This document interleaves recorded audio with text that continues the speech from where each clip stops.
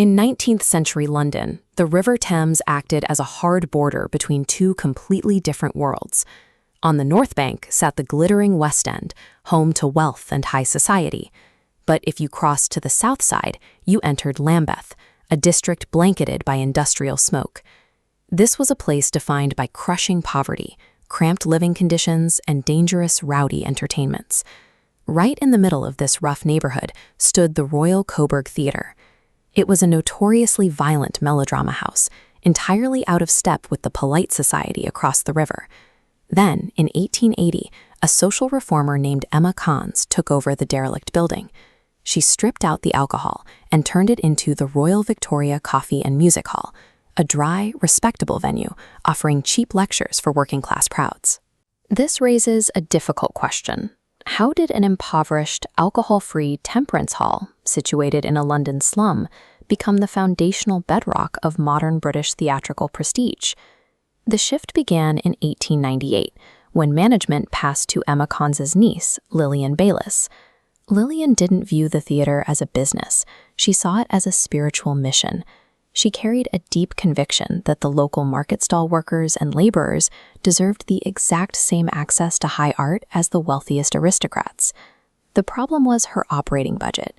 To call it a shoestring would be generous. She had no elite patrons and no venture capital. Instead, she powered her grand ambitions through a highly unusual combination of intense religious devotion and absolute financial tyranny. Lillian ran the theater with a ruthless grip on the purse strings.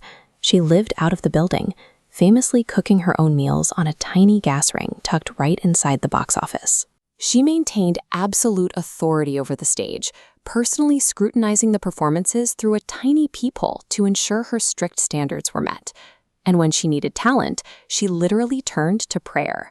She could be heard pacing her office, muttering requests to God to send her good actors, always adding the caveat that they needed to be cheap. Because she couldn't afford lavish sets or expensive visual spectacles, the company had to strip the plays down to their core. This massive resource scarcity forced them to rely entirely on the raw talent of the performers to carry the text.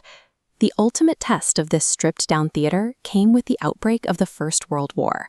London was plunged into darkness, facing the lethal new threat of German Zeppelin air raids. Across the river, the wealthy West End theaters panicked and shuttered their doors. Lillian, however, flatly refused to close the Old Vic. When the air raid sirens wailed mid-performance, she would calmly walk out onto the stage. She'd look out at her working-class audience and assure them they were physically safer sitting inside listening to Shakespeare than they were running out into the streets. Her standing policy was summarized by her own defiant motto, "What's an air raid when my curtain's up?" By keeping the doors open while bombs fell, Bayliss anchored the Old Vic into the local landscape. For the people of Lambeth, the building became a physical sanctuary that refused to buckle under the weight of the war. By 1923, the Old Vic achieved a massive historical milestone. Under Lillian's leadership, the company successfully staged every single play listed in William Shakespeare's first folio. Up until that point, no single theater company in the world had completed this entire cycle of work. She took a penniless venue and produced the most complete Shakespeare run in history, proving that elite artistic prestige could be built on sheer grit and community dedication rather than deep pockets. Her constant, desperate need for actors who would work for almost nothing turned the Old Vic into a training ground for future titans of the stage, launching the career of John Gielgud, nurturing the talents of Sybil Thorndike, and platforming Ralph Richardson. The artistic institutions that grew out of this scrappy Lambeth music hall eventually expanded and evolved into the National Theatre and the Royal Ballet. Lillian Bayliss built an empire on a shoestring, establishing the enduring truth that the greatest art doesn't belong locked away in an ivory tower. It belongs squarely in the heart of the community. This has been brought to you by Stalls or Circle. Thank you for listening.